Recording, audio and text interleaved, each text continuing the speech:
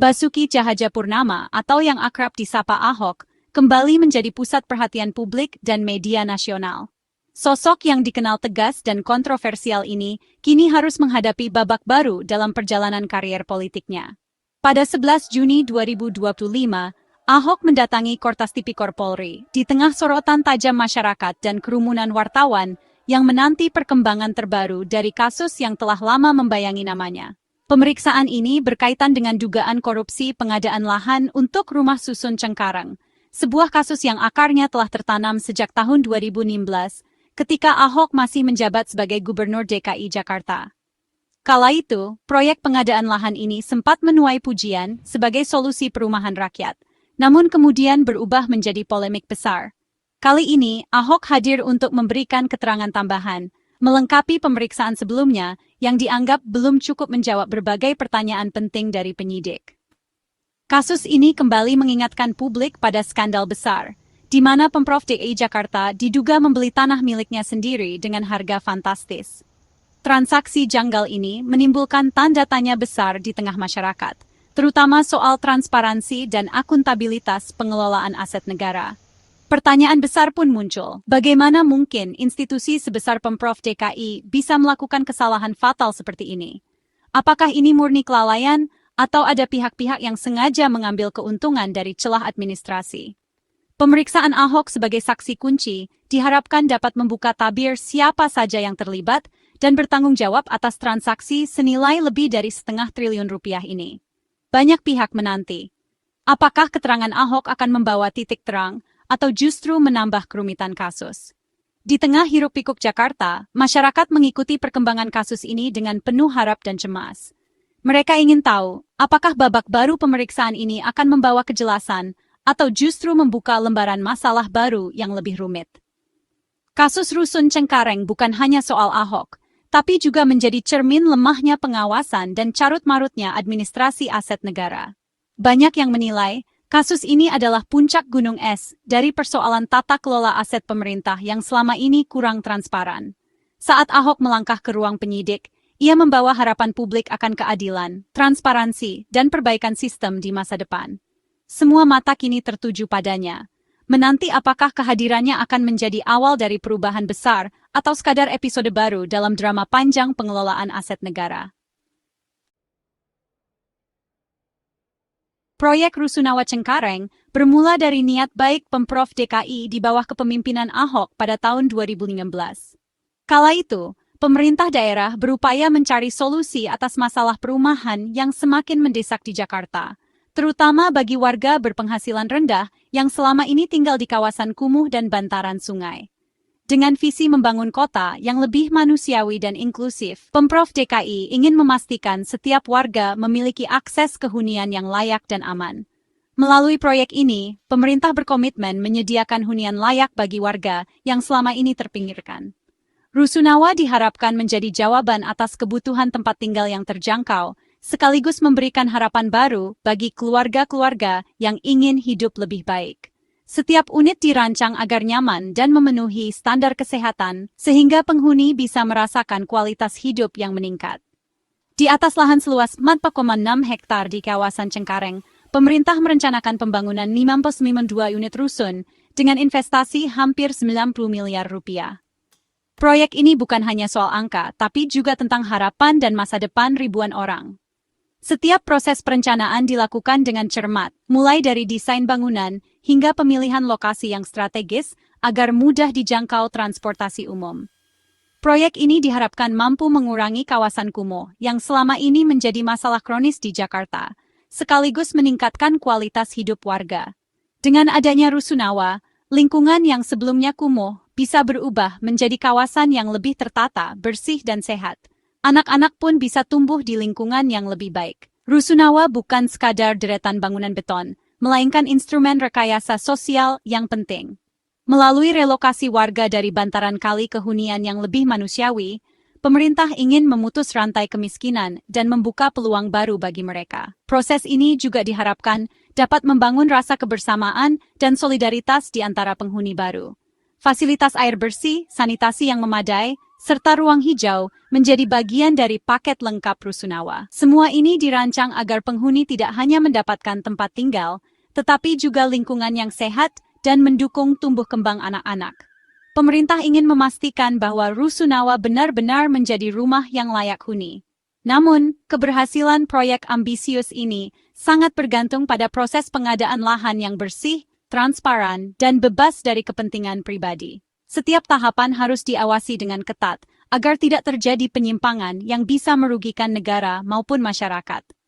Dinas Perumahan DKI Jakarta membeli lahan dari pihak ketiga, sebuah langkah yang secara administratif tampak wajar dan sesuai prosedur.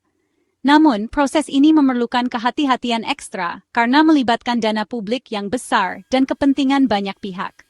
Tak disangka, justru disinilah awal mula skandal besar yang menjerumuskan proyek mulia ini ke jurang persoalan hukum. Proses yang seharusnya menjadi fondasi keberhasilan, malah menjadi titik rawan yang mengancam integritas dan masa depan proyek Rusunawa Cengkareng. Inti dari kasus Cengkareng ini sungguh mengejutkan. Dinas Perumahan DKI Jakarta membeli lahan seluas 4,6 hektar dengan harga fantastis, mencapai 6,668 miliar rupiah, dari pihak ketiga.